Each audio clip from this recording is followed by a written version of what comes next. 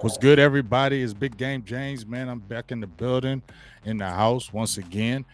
And you know what? We were supposed to get my dog B Tuck on here last time on the final word, but that stuff was acting up. I told that link is bad over there, boss. You gotta get that link better for the guest, dog. Over here, Restream works. Feel me? So we got the good link over here, you know what I mean? And we got my dog B Tuck back on here. It's like an annual thing how we do it, big dog. It's been like what, 3-4 years now that we've been on.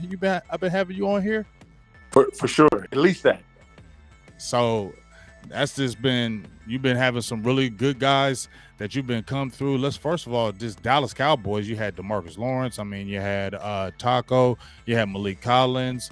I mean, you've had oh my goodness, who was Alden Smith? You had Tristan Hill. I mean, Gallimore. I mean, you really messed with a lot of Cowboys. They send them your way. Yeah, it's a blessing.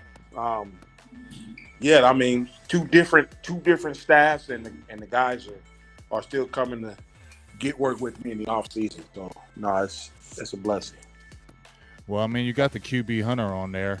I think that's what we love more than anything else, that QB Hunter. So let's kind of just jump right into it as far as the offseason. I mean, you were talking off before. It's interesting because you had Chauncey Golston last year, and, you know, I went back to our old video and was just listening to, you know, you give the description of how he was long, he was big, and how he could probably play the 4-eye, probably play some 5, slide in and play the 3. You said he was going to be interesting to see how would happen with him. Hey, he comes with the Dallas Cowboys, and pretty much what you called it is what he pretty much played with the Cowboys. First of all, you got who are the 3 guys that you got from the Cowboys that you're going to be doing with off-season work?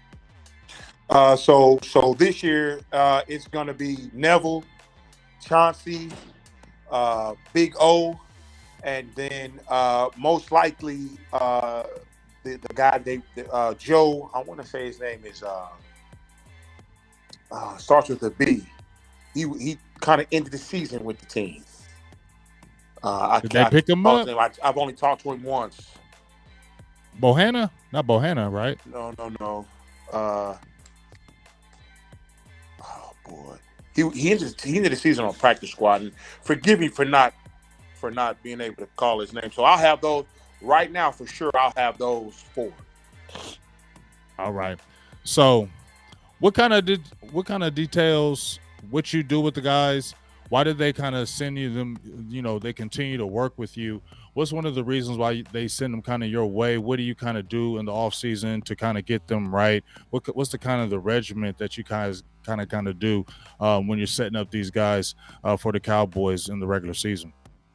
So, like, just complete transparency. I think one of the main reasons why I'm getting the guys is because, you know, I'm really the only guy in the space in the area, right? So you know, it's convenient for them. Obviously, there's other trainers here, but there's not other trainers that train at the level that I'm training at, and so that's the main reason. And then secondly, you know, when we approach training, excuse me, everyone is unique, and so everyone has different strengths and different deficiencies, and so we attack our deficiencies, and then obviously we continue to sharpen our strengths. And so I think that's one of the main reasons that you're not getting cookie cutter just drills that are being run, you know, what we call drip sessions, where you just get a great workout. We're trying to actually continue to develop and build guys within the scheme that they have to play with the Cowboys. Yeah, that's good stuff. I mean, we've seen a lot of those videos actually, and you know, people can get deceived, not hating on anybody, but people can get deceived thinking that was just great workout, but they didn't really work on a lot of the technique and didn't really to get the things down that they're going to need, like you said, for the scheme that the team is going to need to play. Because you can do all those workouts, but if it's not really going to what the scheme that team needs, it's not really going to help the player in the end. Is that not correct, B? No, that's exactly right. And so, you see a lot of D-line guys. Hold on. Excuse me. You see a lot of D-line guys that put out videos of guys doing drills that does not transfer to the field of play. Now, it might look good on social media, but if it doesn't transfer to the field of play, we just don't do it. And so, it might not be sexy, right? But it's truly making sure that we're working on what we're going to have to do when we're playing in the run and in the pass. Okay. Now, you said you got those 4 guys over from the Cowboys. What would you say really their strengths right now? Let's talk about Chauncey Golston first. First of all, we talked about him last year. He was your guy that you were training as you were preparing him for the draft, and we're going to talk about a few guys this year. But you routinely do that with a lot of guys, get them ready pre-draft, get them ready, kind of build up some things for them, probably enhance their draft potential, things of that nature. We talked about Golston. We talked about his length. We talked about his size, how he can move in and move out. The Cowboys end up drafting him, and I said even when I did a video, I thought he was better inside than outside right now because I felt like the pass rush moves were a little limited. But as you said, he was long and he could really play in that middle, and you could see the Cowboys are really flexing that as the season went on, especially with him not really getting in any kind of camp because they had the hamstring injury, and he kind of came in like week 5 and he hit the ground running. Kind of talk about Chauncey Golston, and are you kind of excited about what you're going to see in year 2 with him, and what do you think about him right now? Super excited for Ghost. I think the last time we talked, I've had him. So I got him going into his last year at Iowa. Okay. And I remember us speaking specifically about whether or not he could rush the passer. And I if my memory serves me correctly, we talked about, that really being the scheme that he played in was very restrictive. Mm-hmm. Right. And so he was limited in camp with the hamstring injury. We put a lot of work in preparing for him to play. Interesting, Neville was in the same situation last year too with a hurt elbow. But Chauncey was able to be very, very versatile in DQ's system. He can play inside, he can play outside. I want to say he ended the season with 2 sacks, right? And so super excited for him. He's continuing to build. He's obviously a lot more comfortable now than he was last year. So I expect to see him in a bigger role. Mm-hmm. Teams have to really prepare for Micah and where he's going to be lined up. And I think that's going to allow, the other guys, a lot of one-on-one opportunities. And so I have really, really big and great expectations for Ghost this season coming up. What do you say is his best position right now? Is he better still inside, or is he, just from what you saw last year, do you think they're going to play him more on the outside, like kind of like with DeMarcus Lawrence? Because I was hearing in the streets last year that he was like, the comparison was DeMarcus Lawrence, what he was comparing to him. What are your kind of thoughts on that kind of comparison? Do you think he's a better left end? Because I think I saw him a lot more on the left than the right. Do you think that's kind of his kind of MO right there on that left side, or where do you think he's kind of going to be? No, in the conversations that we've had, I think he's going to be more like a swing guy. He's going to be their Swiss Army knife, be able to play inside and outside. And that's just in preliminary talk. So, obviously things are going to change once they get to camp, who they have coming in, who they draft. So things like that might affect that. But right now he's preparing to play inside and outside. Okay. Now, what about Gallimore? A lot of people, Gallimore came on strong. He had the injury. A lot of people were waiting for him to come in. He came on strong, hit like gangbusters, really helped the linebacking core. With the size, Dallas was really missing that size he was giving, and he could rush the pass rush. He could give you pass rush. Now, going forward, Is he a 3 tech? You know, they slide him in at 1 and 3. I mean, what's his best position? You know, they got Bohanna. I mean, there's talk that they might draft another defensive tackle with some size. What's his best position for the Dallas Cowboys going forward? I think the 3. I think the 3 is going to be his best position. His get off is explosive. He's really learned to play with his hands and his feet. I think the 3 is going to be where he be best utilized. But at the same time, though, he can still play the nose, right? So he can play both interior positions. But I think the 3 will probably be best for him. 3 would be best. What about Tristan Hill? I mean, you had him last year. Do you think this could be the? You know, I'm not trying to put you on the spot with that because I know you train him. I know you want to say anything bad about you guys. I get it. But real talk, I mean, they're probably going to draft some more interior guys again this year. I mean, could this be his last year with Dallas? I mean, what's the kind of scope on him right now? I haven't had any conversations with Tristan, right? Lately, and so, you know, just from his physical attributes, you know, if he's healthy and he's playing the way that I know he can play, he's going to be a major contributor for them. You know, if you remember when he was drafted, he was basically their number 1 pick. I think he was in a room that just really didn't suit his personality. Whereas now, all he has to do is show up to work and do what he does naturally. And I think he'll be just fine. And I'll probably talk to him here in the next week or two. But as of right now, we haven't talked about any type of training plans as of yet. But that could obviously change. Okay. Well, a lot of people were excited for that I think you got is Osa Odighizuwa. A lot of people are excited about him, man. A lot of people. We saw what he came in with him and Michael Parsons came in like gangbusters. I would say maybe wore down a little bit. People were saying, did he hit the rookie wall? I don't know. I just feel like he played a lot of snaps.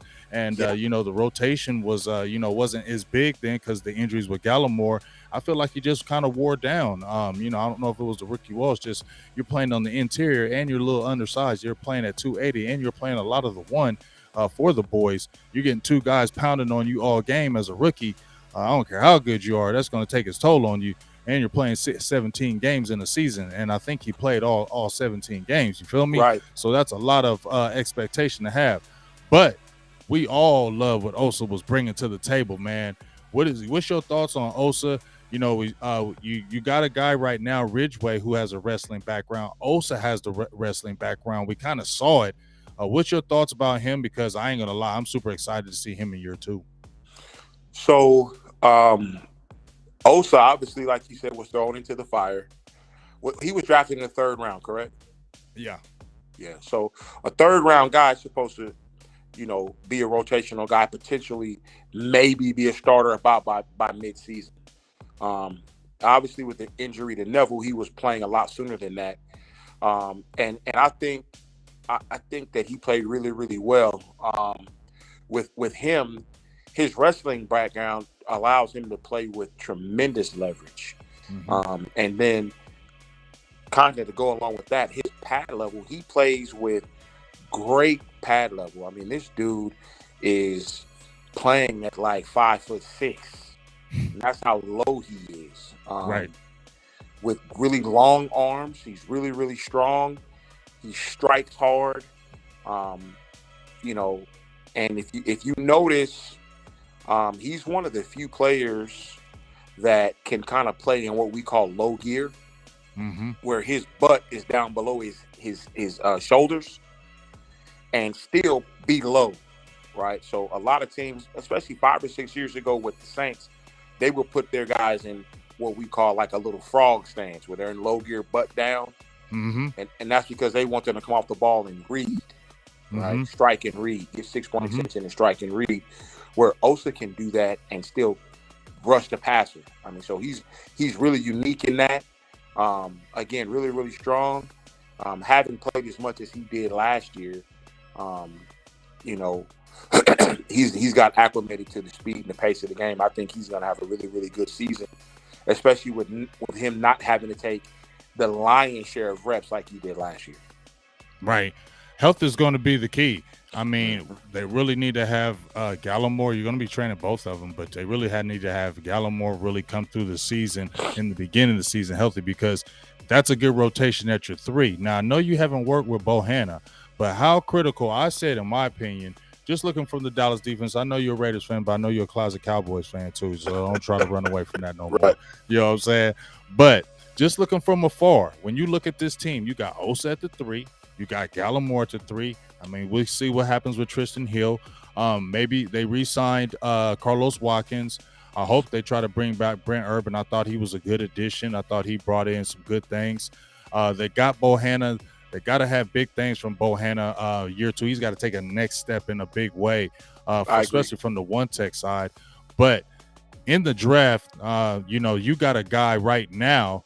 It's kind of a segue, but we're still going to be talking about some guys you're training now, but it's kind of a segue. You have a guy right now. Well, actually, I have 2 guys.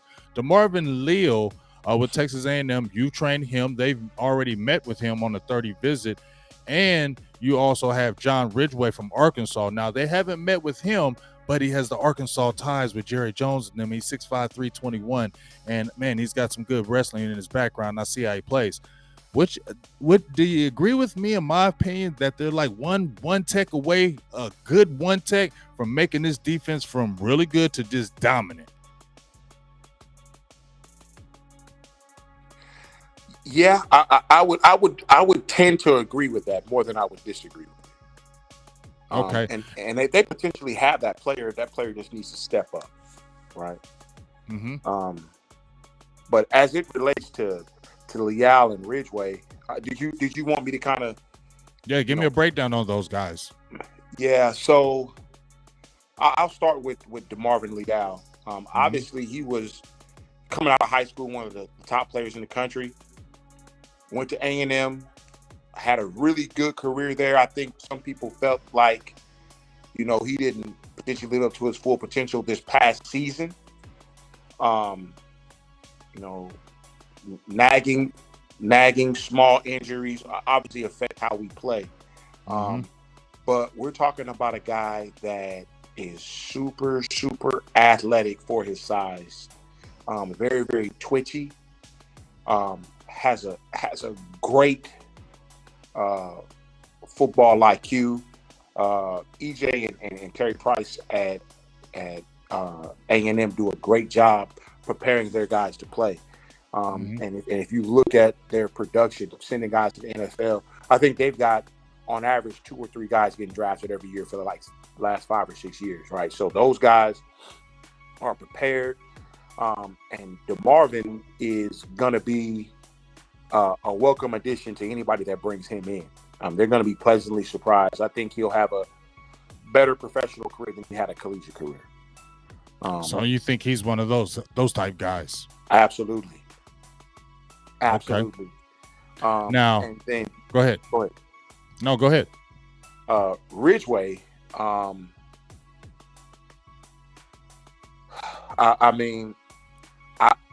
When we started pre-draft training, I really thought he was an offensive lineman. But after day 1, we nicknamed him the Unicorn.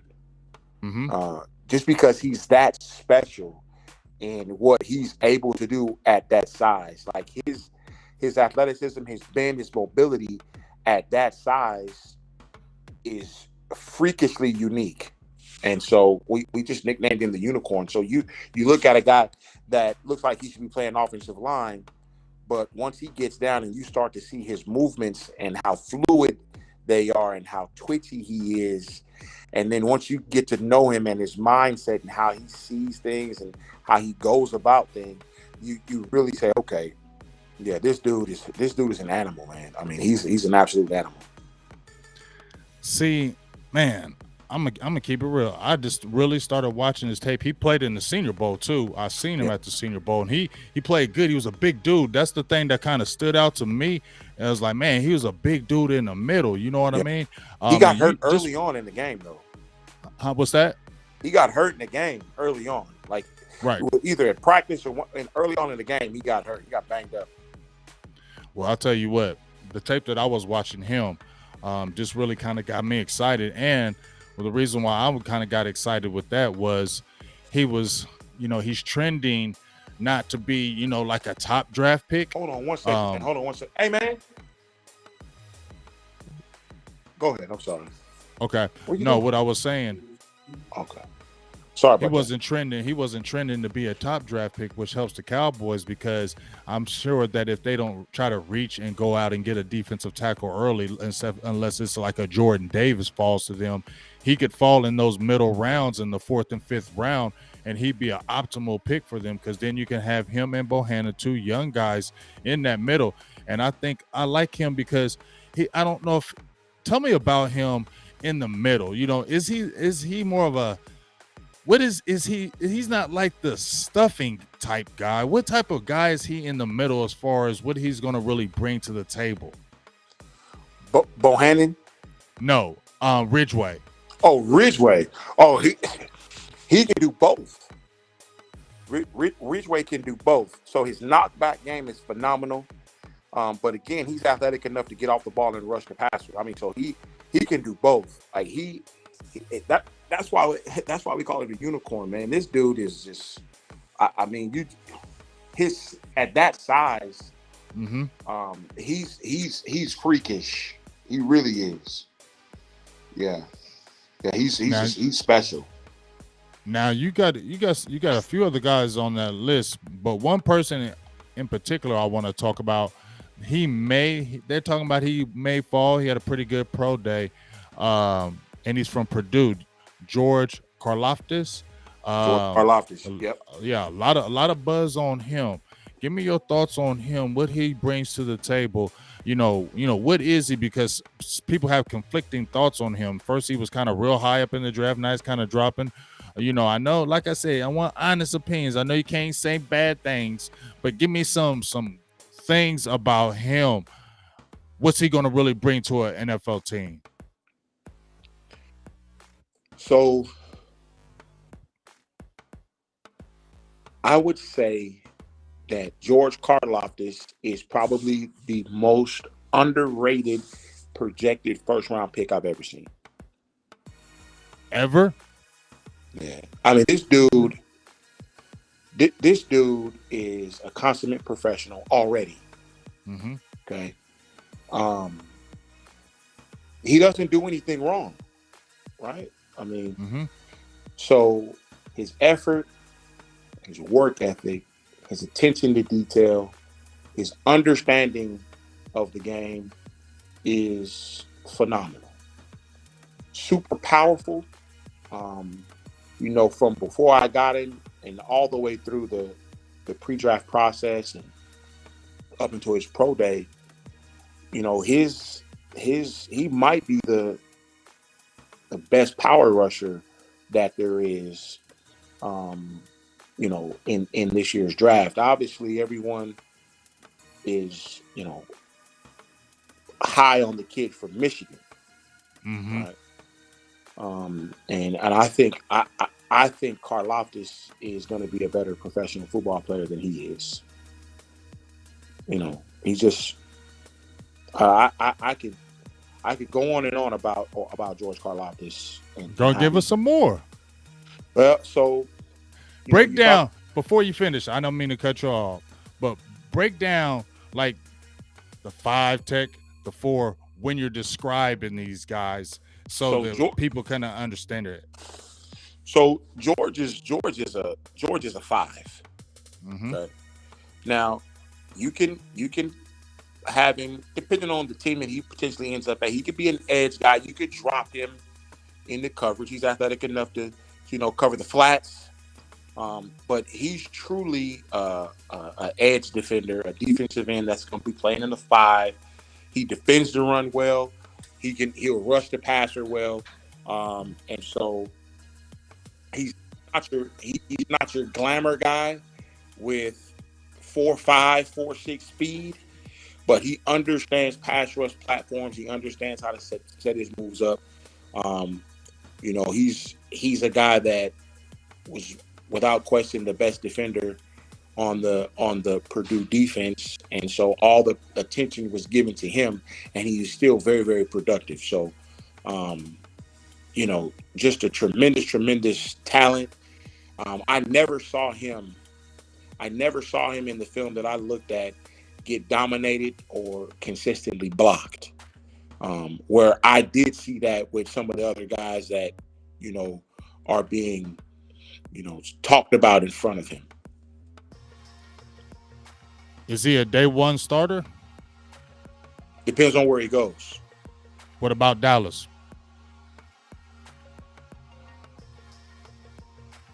I don't know. I very, very rarely will you get me in a situation where I say I don't know. I just, that defense is so versatile, right? Mm-hmm. They're going to play multiple fronts. I hate the fact that Randy's gone. Right. So, when you said day one starter for Dallas, I had to think, oh, hell, Randy's gone, right? Right. So, potentially, just depending on, how they come out. He's potentially a day one starter. But we've seen first round guys not be day one starters before, especially in Dallas. So, potentially he could be for sure. Now, is he better a left or is he better right?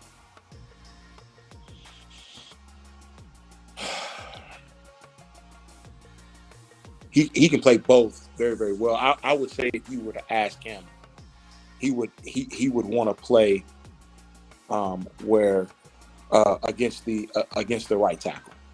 So okay. on the left side, he understands. You're going to be more productive when you can rush down the quarterback's sideline. Mm-hmm. Mm-hmm. So yeah. Now here's another guy. I was gonna say, I was just looking at the comment. He made me laugh. There is another guy I want to talk about as well. What's that? What the comments say? He said, "Wow, James taking in info and not giving it." Hey, I'm the information guy. I like to bring the information to you so you look at it and understand it, so you'll never be in the dark at this channel. That's the main thing we want to bring over here. You feel me? You know what I'm saying? Yep. But you got another guy that a lot of people are talking about. Some people are really high on him. Some people like, no, he could be a boom or bust. And that's Jermaine Johnson from Florida State. I want you to give me a real even. You've been keeping it real, but I'm just saying, because so many people, it's so in between with him. What's your thoughts on him? You just had a Florida State guy who you're training again, Marvin Wilson.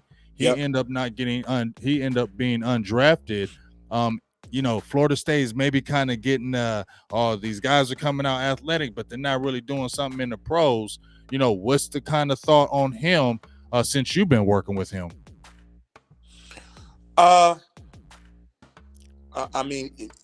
His accolades speak for itself, right? So, I think JJ's in a unique position.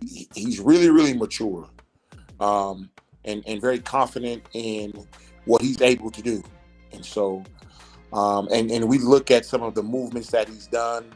He left a very, very talented Georgia football team where he was a rotational guy, right? Mm-hmm.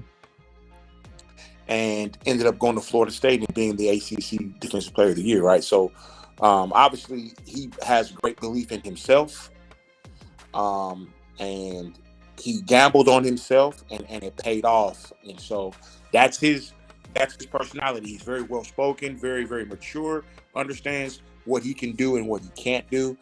From a skill set standpoint, I think he has a complete tool belt, right? He understands very, very complex pass rush platforms.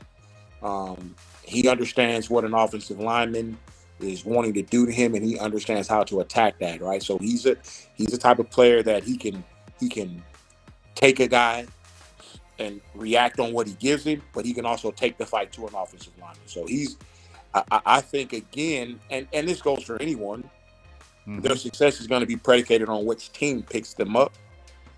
But he's a really, really, really good football player, man. I was really, really surprised at how polished he was. I mean, he's phenomenal. Well, I know he had a really good Senior Bowl practice here. I mean, that's what really the buzz started really coming about. You know, the name was already out there, but when he went in that Senior Bowl and was really showing that those type of movements and the hand movements, a lot of people were and the power. I saw a lot of strength in this game. Sure. Do you think he's a bendy type guy though? Is he twitchy enough? As people say, he's a little bit stiff. Do you think he's no super twitchy, great mobility, a lot bigger than what people think. I mean, he's a big dude, right? You know, I don't see any. I don't see any. You know, everyone has to. They have to say something that a player needs to work on or has a weakness. Right. I mean, he's complete, man. I mean, I don't see any weaknesses in his game. Really? Yeah. He's really, really good. Hey, man, I had a really good group this year, man. I know. I'm gonna just go through the list right quick so y'all can see the guys that he's training this year. He got some names on. He always got some names on there. We go through this last year, but these are some names: George Karlaftis, Michael Clemens from A&M, DeMarvin Leal from A&M, Jermaine Johnson, Logan Hall, who I want to talk about right quick. I like him. You got Travon Walker, Jaden Peavy. Oh, you didn't have Peavy, but you had Ridgeway, Neil Farrell Jr., Perrion Winfrey from OU, who was really turning up. But you had Travon Walker, dog. Yeah, Travon's been with me for a little over a year. You said what? I'm sorry. So Travon has been with me for a little over a year. I got him for pre-draft, but I also had him in the spring and the summer leading up to this year. Everybody talking about him. I'm hearing potential top 5. I know. Now, what makes him so good? I mean, we saw he went ridiculous in his combine. I mean, the athletic ability is crazy. You know, why so many people so high on this kid? Why is he rose from? Why is he risen? You know, you had him for a year. Tell me what's so tantalizing about this kid. You said it right. His athletic ability is phenomenal. You're talking about a guy that's 6'5", 6'6". And he can. I mean, Georgia had him as heavy as like 285 at one point, right? And again, I think people look at Georgia's defense and they played him at a 4 and a 4-eye. And so the type of plays that he was able to make from, and you know, I don't want to upset the odd surface guys out here, right? The guys that live and die by a 3-man front. But whenever you play a 3-man front, the defenders are in an immediate position of disadvantage. Okay. And so I think teams are able to see his potential with playing a 5, being on the outside shoulder of an offensive lineman versus how he played in college, where he was where he was, you know, right down the middle of a guy. Okay. So now he is super athletic, long, strong. You saw what type of power he has when they played Michigan. And he destroyed the center when the center pulled on him. Right? I mean, he's just, you know, I think he's what we call a generational guy. Like every so often you get a guy that, you know, is going to potentially do what he's able to do. That's pretty big praise. Hey man, he's good. He's good. Well, hey, like I said, you got a really, really nice class. Now, 2 more players I want to talk about before I talk about, you know, the rest of the guys you've had from last year. Logan Hall and Perrion Winfrey. Winfrey, I believe they've talked to or had I don't know if they had him in a visit. I think they had him in a visit, and he turned all the way up. He played at Oklahoma, has some ties with Gallimore as far as playing at the school. Give me your thoughts, and then the position, the number that each one of them will play. Because Logan Hall is a real interesting guy because he has that inordinate size, and it's kind of like, where you gonna play him? What's your thoughts on him? So we'll talk about Logan first. Really big dude. I know he's huge. He's huge. Really big dude, and hats off to the University of Houston, Sag Avenue. I mean that. This is gonna be there, and Logan, and I'm being told is potentially gonna get picked up in the first round. So that'll be 3 out of 5 years that they have a first round pick, and so. Just really, really strong, sturdy, intelligent football player, man. And his size is it's just mind blowing that he's as big as he is and has the athleticism that he has. And I'm kind of like a broken record when I say that, right? With size and athleticism, but these dudes now, they dwarf me, right? They make me look small. I love hanging out and taking pictures with them because of that, right? But this dude. It's really, no little really dude, big, y'all. Man. His kid's big too. Oh man, this dude's big, man. Right? I seen him. Yeah. Trunk, his hips and his weight. I mean, he's just a big, strong dude, man.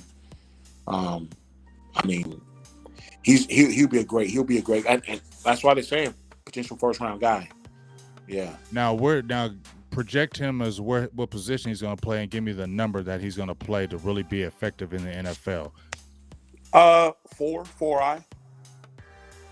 Yeah, he's an odd surface guy. I mean, I would see a team that plays 3 down. He's a 4 or 4-eye just because he's so massive. Now, would he be a better 3-4 guy or a 4-3 guy? 3-4. That's what I was thinking too. Yeah, 3-4 guy. What about DeMar Le'Veon? 4 or 3? Both. He can play both. He can definitely play both. Yeah. Ridgeway.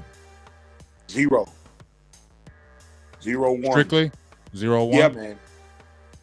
Yeah. 0-1. Now you can put him at the 3, but he's going to be more effective at a 0 or 1. That's what the Cowboys need, big dog. They need him. I mean, I was telling you, if they could sneakily get him like in a 4th or 5th round, I'd be extra happy because of what they be getting and what they be bringing. Now, I've had you on here. You've been doing this, but I've had you on 4 years. In the last 4 years of the young guys that you had, is this one of your not? I know you love all you guys, but is this one of your more, athletic type classes for big men? Because this is what I noticed when I looked at the list. I'm like, man, there's some really good players on the list, but a lot of these guys you have on here that are really huge are really athletic guys as well. They're not like big, slow 330s or 320s and slow. You got a lot of guys that are in them 300 pounds that are pretty athletic. Is this one of your top classes that you've seen as of late? I think this year's class it's definitely going to have more first round guys than I've had in the past. Right? So typically I'll get 1 or potentially 2, where this year I'm almost positive I'll have 3, right? Maybe 4. And so from an athletic standpoint, I mean, I've had some guys that were freakishly athletic in the past that are really, really big, like a Bobby Brown and a Tyler Selvin, who were really, really athletic for their size. But just from like an overall talent standpoint, this year with potentially 4 first-round guys, this class is definitely different and it's definitely special. Yeah, man. I like the guys that you really been training. Like I said, when you sent me that list, I was like, ooh, he got some guys over here. Yeah. You feel me? Yeah. I mean, hey, I'm gonna just kind of go through a lot of them because I was excited about a lot of the guys you brought on here. Talk about one guy in particular that could fall to the Cowboys from LSU, and that's Neil Farrell Jr. That's another big dude. And he played at the Senior Bowl as well. Yeah. A lot of people don't have him high. They have him like low in the draft, like 5th, 6th round, which could be beneficial for the Cowboys. But, is he more of the run stuffing type? Give me a kind of breakdown on him and what's his sole position, like what's his position in the NFL? So, I mean, I know who he is as a player, right? Because it's my business to know. But I haven't seen him or worked with him and touched him, right? Okay. And so my evaluation of him would only be based on what I saw him do at LSU, and that might not be who he is as a player. Right. Right. And so go ahead. No, go ahead. No, I was just going to say, because just like you say right there, you could see those guys on tape, but it's probably a whole different story when you finally get a hold of them and you're like, okay, I've seen this, but it's totally different because like you said, scheme, in your opinion, does have a big difference with a lot of these players, especially when they're going into the NFL. They get into the right scheme, or maybe they're playing the wrong scheme in college and people maybe undervalue them. They get in the right scheme and they're like, man, where's this kid been? I mean, kind of give me your thoughts on, what's the scheme with playing in college or playing in the pros, how vital that is for the player. Yeah, so it's hugely important. Obviously there's more than one way to do things. And so in the evaluation process, you would hope that coaches and GMs would select players that their athletic ability and their skill set that they possess would fit into their system, right? And that's why the pre-draft process is so important. If you, for instance, go to a team that you're not a good fit, it could be a nightmare situation for you. Whereas if you go to a team where you are a good fit, they did a great job in the evaluation process, and you're just a puzzle piece, you're a plug and play type of guy, you're in a plug and play situation, then it works out and everyone's happy. And so a lot of times you see guys get drafted really, really high, and they took a value pick versus someone that can come and actually play in their system. And so look at Michael Parsons for the Cowboys, right? They did their homework on him, right? Because he didn't play. He opted out, correct? Right. Okay. So now, how many teams passed on him? All right. So the Cowboys did their homework and they found a football player that is transcendent, right? I mean, so that's a perfect example of picking up a guy that fits what you're wanting to do from a scheme perspective. And then we'll go back to, like, let's say a Taco Charlton. A lot of people are talking about him right now. Right? Who came to a team that his skill set didn't necessarily work in the scheme that they're running at the time. And I think that was apparent when he left and had success in Miami. All right. Immediately after leaving the Cowboys, he ended the season with, I want to say, 6 sacks, which at that time was the sack leader for the Cowboys, right? So it just wasn't a good fit from a scheme standpoint with Taco's talent. All right. So now let me ask you. Go ahead. Go ahead. No, you're fine. No, what I was going to say was now not just with Taco. Do you think that that may have something to do with? We heard about Ron Marinelli was beating the table for him, beating the table for Tristan Hill. Those guys haven't kind of panned out though. And now you see where you just said they did their homework on Michael Parsons and you saw how he came in. So can you say, I don't know, no slight on Ron Marinelli, but can we say maybe Dan Quinn has a better grasp of what the guys are going to do for the team than maybe Ron Marinelli did because the guys that he picked up didn't really help the team. Now they're both maybe could be on the outs, whereas you saw just with one draft with Dan Quinn in the building, you saw how they fit and how much the defense changed that quickly within 1 year. Yeah, and I think that had more to do with the scheme. Um, Coach Marinelli allowed guys to just jet up the field, Mm-hmm. and that just wasn't a fit for the NFC East, right? Um, I think the pass rush numbers under Coach Marinelli were phenomenal, right? Because guys were getting up the field, and it was, let's get after the quarterback. And I think they struggled at times defending the run. Mm-hmm.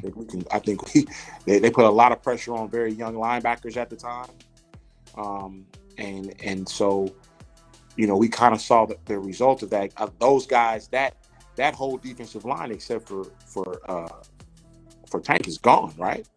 Mm-hmm. And Pretty much. they've all gone either through retirement or gone to play somewhere else and been decently successful. Whereas now, the scheme is a lot different. They're defending the run first, and then rushing the passer, and then they have a phenom and a guy that they can line up everywhere and rush the passer as well, right? So, what did Parsons have? 11? 13. 13. Okay, and he wasn't a full-time pass rusher. Mm-mm. Right, so that just he may have 11. Tell me if I'm wrong. I don't know if he had 11 or 13. He had one of them daggone just popped in my head right digits, now. Bro. Right. But the whole thing is, though, like how you just explained it. When you talked about this defense, and you had Tank Lawrence, and I don't be people be saying I be getting on Tank. I don't be getting on him like that, but I just be saying, just my opinion. When I see Micah Parsons and then I see Tank as a great run defender. He's a very good all around player, but I just feel like he's just not a super sack artist. It hasn't shown consistently in his career, except in contract years. That's just to me. And I feel like he gets there, but misses. Has a lot of pressures, but it's just not that guy that's going to consistently get back there. When you have a Micah Parsons, though, who you can do anything with, it changes the whole front of your defense. Because now, to me, it makes DeMarcus Lawrence better and more effective, because you always have to keep an eye on Micah Parsons now. And I feel like that opens the door for DeMarcus Lawrence. Whereas when Micah Parsons wasn't there and all the pressure to me was on DeMarcus Lawrence to make plays, it didn't happen all the time, because I feel like they're different type players than what Micah Parsons really brings to that table. Yeah. I think that's a great evaluation of it. And I always I defend DeMarcus, man. Mm-hmm. So I know you do. Yeah, and so for me, man, what year is this for him? I think 7 or 8. 7 or 8. So it's safe to say that 3 to 4 of those years he was playing injured. Right. So almost half of his career he's been playing injured.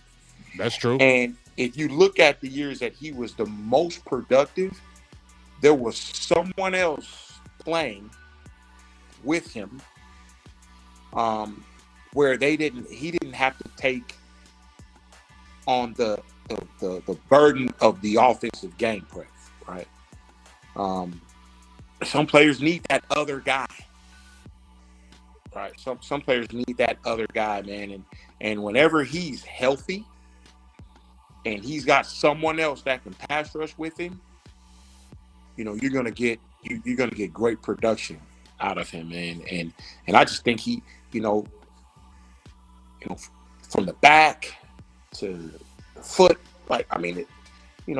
football's a physical sport, man, and we forget that sometimes. And this dude, with his shoulder, right?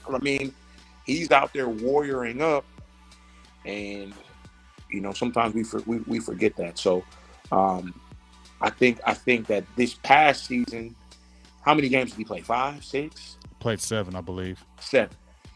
Yeah. And I think we'll see a healthy Tank this year.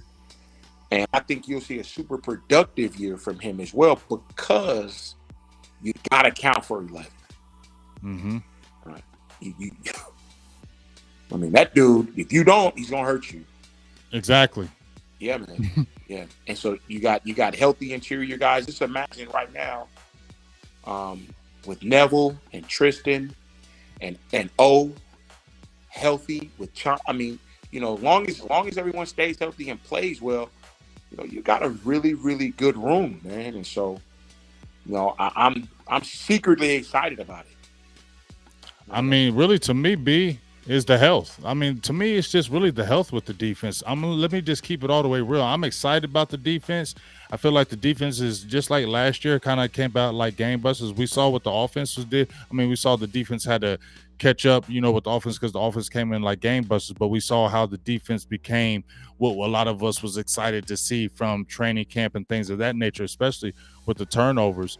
But I'm really excited about this defense, and that's why I was saying that if they got that one tech to really step up, or whether they draft or whatever, it would really solidify this defense because, the kind of, the teams averaged over 100 yards on them. And, I feel like Gallimore was taking a brunt of the double teams, and I feel like his pass rushing kind of fell off because he's not that one tech guy. He's still really that three, can really pass rush. And if you can really get that one tech that's why I said this defense could be really dominant, B.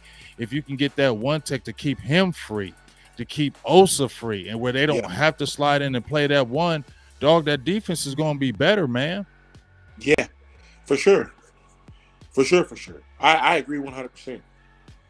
So, I mean, get Ridgeway, get Jordan Davis. If that would be so lovely if you got somebody like him. Everybody like, hey, playing 2 downs, dog. I don't give a hell. You see what Vita Vea does, right? He changed the whole daggone team. Bro, you get somebody like a Vita Vea, you as a defense, you can do so many things now with that one guy. Yeah. And if you already got a Micah Parsons and you get a guy like him in the middle and you got a Micah Parsons, dog, and you already got flowing defense, you got a rotational guys, you got young guys, man, I'm telling you, that defense, because now you can really, and you just said, Marinelli was rushing the passer. You get a guy that's saying we're stopping the run. He likes big guys.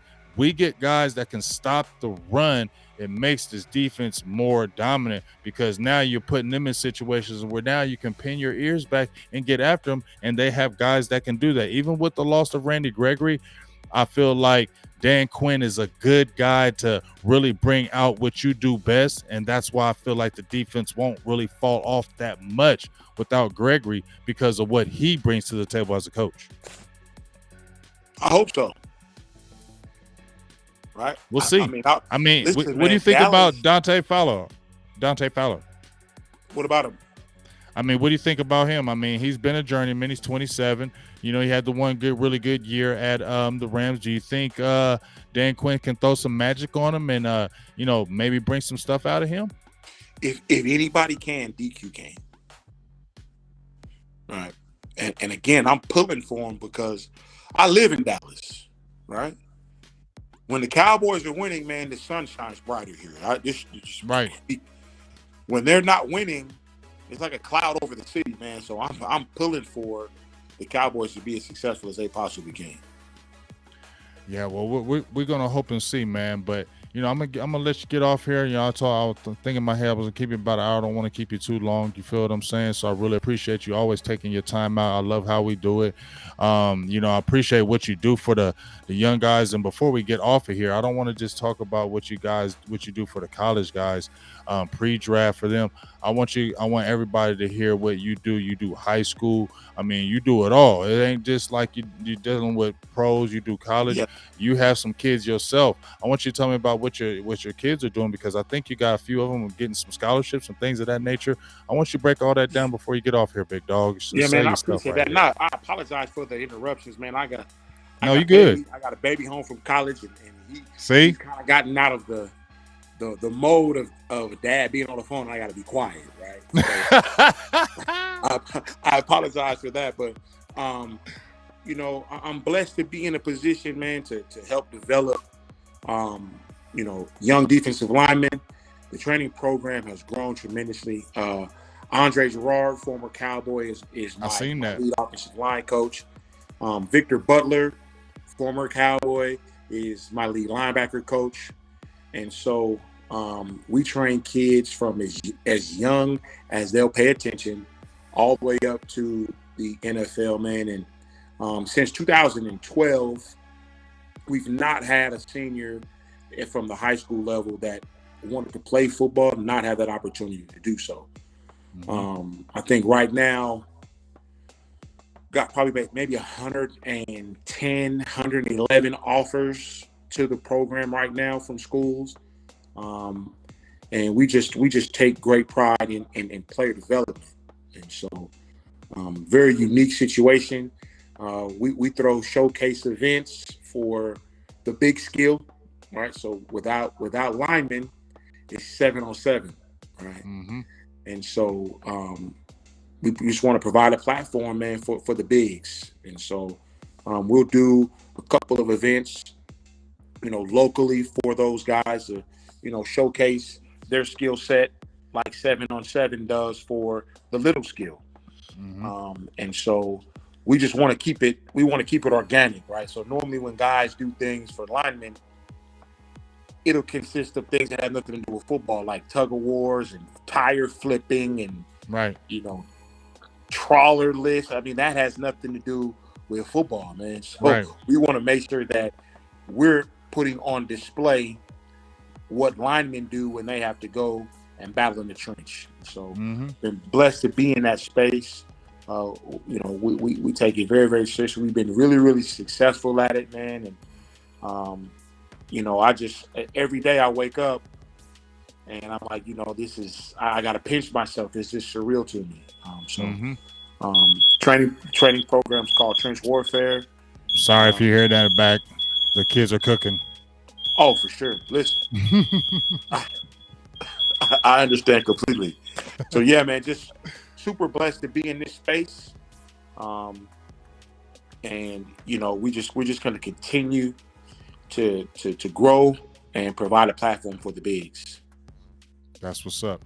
Now, and so don't you got a couple boys playing ball? I mean, my own sons, yes. So talk about that. So I've got one that's a receiver, believe it or not. Right. That's what I was tripping. He's at Texas Tech. His name's Jerron Bradley, and he was a high school All-American. He's 6'6" now, 220. And so I have a linebacker at Texas A&M Commerce. He was part of their inaugural D1 recruiting class.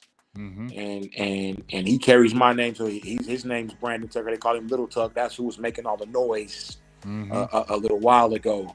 And so, it's a parent's dream, it's a father's dream, to see your sons accomplish their dreams, right? And so our goal obviously was to play college football at any level, and both of them got to play at the Division I level, and so we're extremely ecstatic around here with that split household. We're gonna, with both babies playing at two different schools, we'll be alternating game sites. But yeah, man, super excited for the Tucker household. Man, like I said, I love it. I love what you do with the kids, all the way from, like I said, high school all the way up. You're a great positive influence. You really bring a special thing to, a lot of these kids out here, man, because a lot of people don't see the sacrifice that, the kids make, but a lot of people don't see what the sacrifice the trainers make. I mean, it's a big sacrifice. I mean, it's 24 hours a day, seems like. You're always on the go. You're always busy. You're always sacrificing your time and effort for the betterment of these kids. And, I don't think a lot of people, give enough shout outs to the coaches out there, the trainers out there, because they're the behind the scene guys. So when you see these guys that are turning up on the field, getting these 13, 14 sacks, getting 120, 150 tackles, doing this and doing that on the field, the people are like, oh man, that kid is so good. But there's got to be somebody behind there training them and getting them better and getting to that position. And you're one of those guys that helps get these guys there. And I really appreciate that, what you do for these kids. And I'm always going to give a big up for that. Last thing, give a little shout out about trench warfare, or give a little handle where people can find you if they're interested. Maybe their kids, they see the video, they're in Texas, they're in that area. Maybe they can come your way. Make sure you give that out before you get off here. For sure. So, again, the training program is called Trench Warfare. On Twitter, where it's at TWF Training, and on Instagram, it's I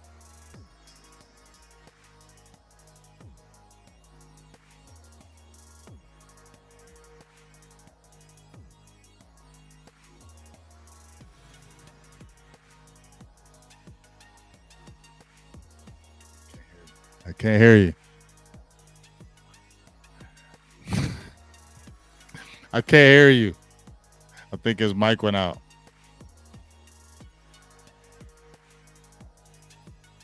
I think I couldn't hear you.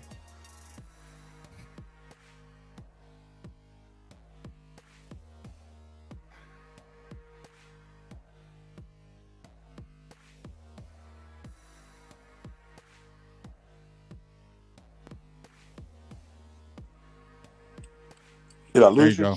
Yeah. Yep. You explained everything, and we ain't hearing nothing. Oh, Go check out Trench Warfare, y'all. That's where it's at. If you want to learn more, go check out. It's on Twitter. It's on Facebook. You type in Trench Warfare, you'll see Big B right there. If you got any kids who are interested, or if you're just looking to maybe support the channel, or seeing what they do over there, please go check it out, man. It's a lot of good stuff, man. We really appreciate what you're doing with those kids and the Cowboys, and hopefully you get that good training. Oh, I know you are, and get big Osa, Gallimore, get those guys super right, because we want to see what they're going to do, especially year 2 with Osa. I'm really excited, and with Golston. Those guys have a lot of potential.